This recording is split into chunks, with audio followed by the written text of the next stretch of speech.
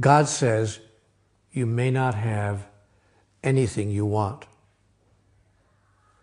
You may not have anything you want. And I was puzzled by that. And I said, well, I don't understand. I thought that when you want something, when you need something, when you are hoping for something, you go to God and you ask for it.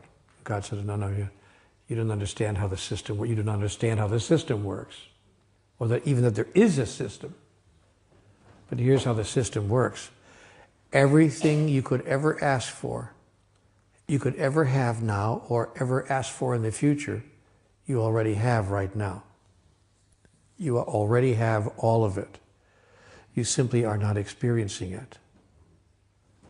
Because everything that has ever happened is happening now, and ever will happen is happening right now.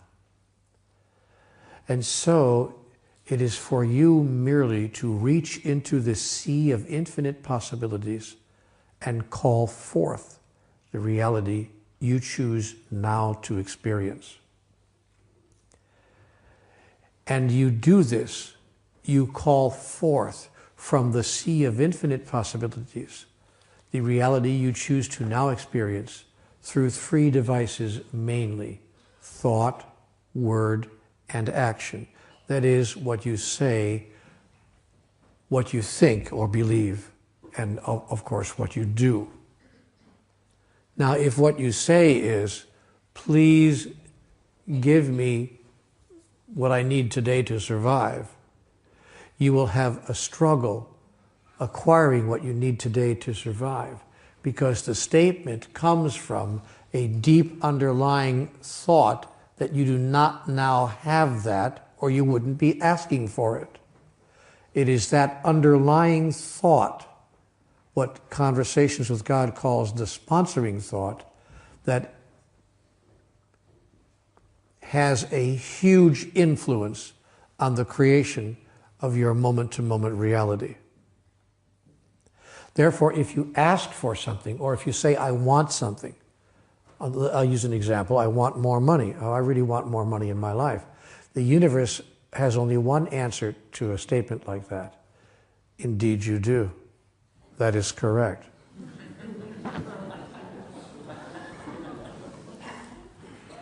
See, the universe only says yes. Now, when you understand that, please forgive me, I know this is very elementary to most of us, but just to lay the groundwork, the universe has a universal response to every thought, and the universal response is yes. See, God only knows one word: yes.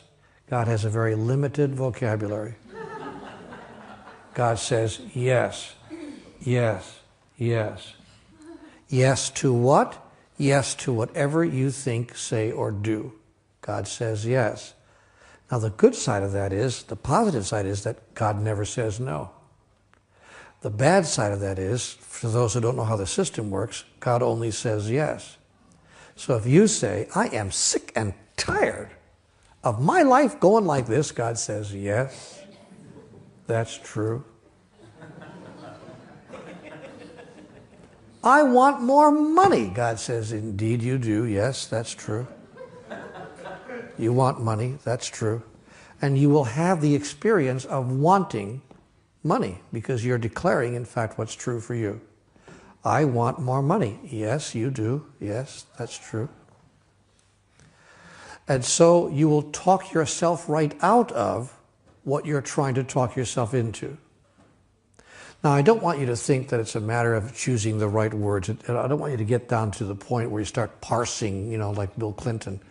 I didn't inhale or whatever.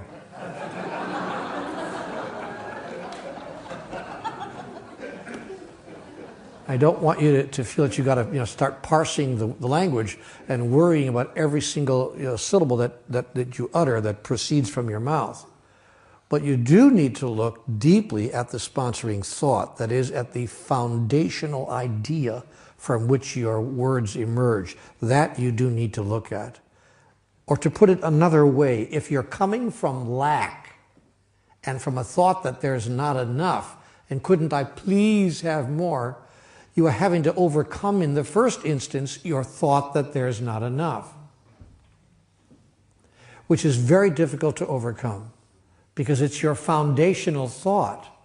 Now, one might argue, and your friend would argue, but Neil, that's all very sweet and good, except when a person's entire experience is that there's not enough, how could they have any thought other than that? How would you expect them to have another thought when their whole experience, the evidence of their own eyes, is that there is not enough? To which a master would reply, as all masters have, each in their own way, each in their own time, judge not by appearances.